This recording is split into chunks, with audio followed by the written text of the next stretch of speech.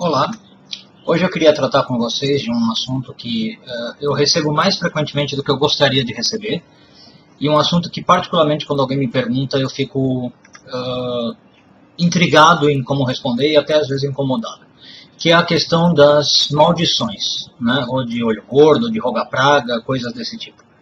Um monte de gente me escreve perguntando, contando, primeiro, que a vida dele tá uma porcaria, que ele perdeu isso, que perdeu aquilo, que aquilo não deu certo, que tudo que podia dar errado deu errado. E essas pessoas geralmente acabam me perguntando se elas estão amaldiçoadas, se alguém fez um trabalho contra elas ou coisa desse tipo, se isso existe, como resolver.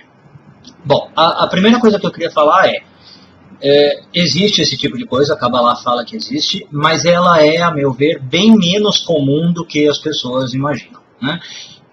Eu acho que 99% dos casos de pessoas que escrevem para mim perguntando se estão amaldiçoadas ou se rogaram alguma praga nelas, 99% dos casos não tem nada a ver com isso, e o que está acontecendo com a pessoa é de outra natureza. Às vezes uma simples causa e consequência, outros tipos de motivo, né?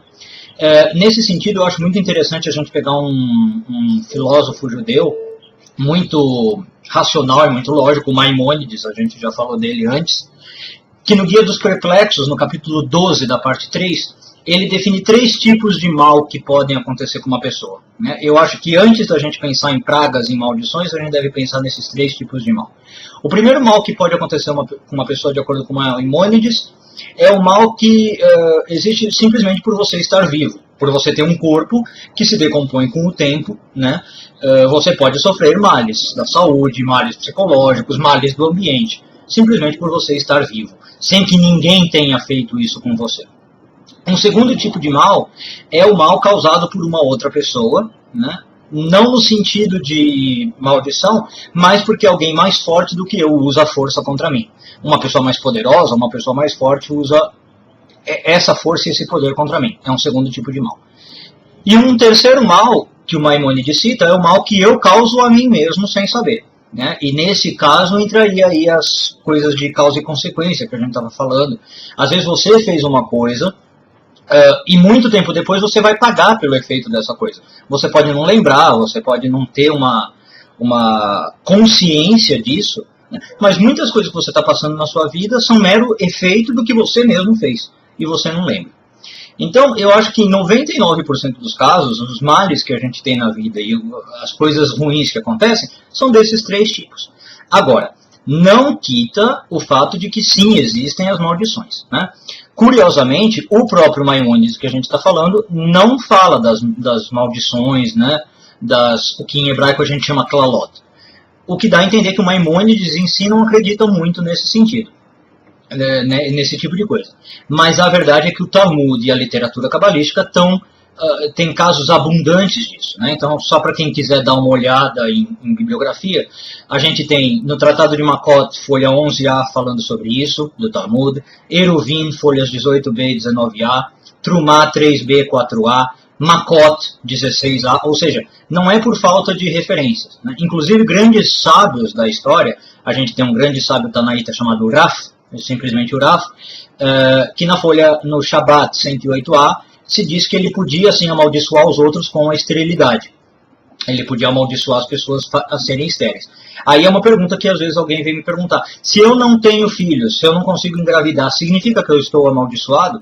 Não, pelo amor de Deus, obviamente que não, né? Isso aí pode ser qualquer outro tipo de coisa, qualquer outro tipo de consequência. Pode ser o primeiro tipo de mal que o Rambam cita, simplesmente por você ter nascido e você ter um corpo, você está sujeito a isso. E pode ser uma consequência, uma causa e efeito que a gente às vezes não sabe o que é, mas não significa que é uma maldição. Agora, além dessas fontes, né, a gente também poderia pensar que as maldições então são coisa do passado, uma coisa mitológica, de lenda, só lá no Talmud o pessoal fala disso. E não é bem assim. A gente tem, inclusive, hoje em dia, casos de maldição sendo feita. Ultimamente, não é tão ultimamente assim, mas nos tempos modernos, teve um caso, inclusive, que ganhou a mídia israelense como muito problemático, onde um grupo de rabinos cabalistas se reuniu para fazer uma maldição chamada Pursa Denura.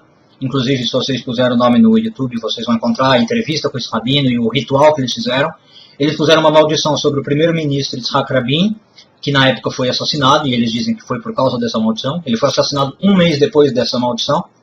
E sobre o Ariel Sharon, que hoje está em estado vegetativo, em coma, eles também dizem que foi por causa dessa maldição. Parece que 6 meses depois que eles fizeram essa maldição, o Ariel Sharon caiu nesse estado vegetativo. Agora, a questão é, então, existe a maldição? Existe. Tem como alguém me amaldiçoar, alguém me fazer mal? Tem. É bem menos comum do que a gente imagina. Mas já que existe, o que eu faço? Vamos supor que eu tenho essa coisa. Alguém me amaldiçoou e realmente alguém fez alguma coisa comigo. O que eu faço? Bom, a primeira coisa que a gente tem que entender, e que eu vou falar, eu quero que vocês não levem para o lado pessoal, se você é uma das pessoas que acha que está amaldiçoada, que sofreu algum tipo de olho gordo, de trabalho, a primeira coisa que eu ia dizer é o seguinte, parte de ser amaldiçoado é acreditar que você está amaldiçoado. Né? Ou seja, a maldição ela só funciona, na verdade, com as pessoas que estão abertas a isso. As pessoas que, mesmo que inconscientemente, elas estão se permitindo serem amaldiçoadas.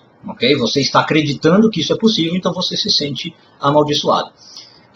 Tem uma frase na psicologia, um conceito na psicologia muito interessante, que eu acho que a gente pode trazer como referência para a gente ter uma ideia, que é o seguinte, se você na sua vida está sendo menosprezado o tempo inteiro, se as outras pessoas sempre te tratam mal, a culpa disso, na verdade, é sua. Você está permitindo que os outros te tratem mal, não é? É o seu tipo de comportamento que está permitindo isso. Nas maldições é exatamente a mesma coisa. Se alguém te amaldiçoou, é porque você deixou que fosse amaldiçoado. Você está com a porta aberta para isso.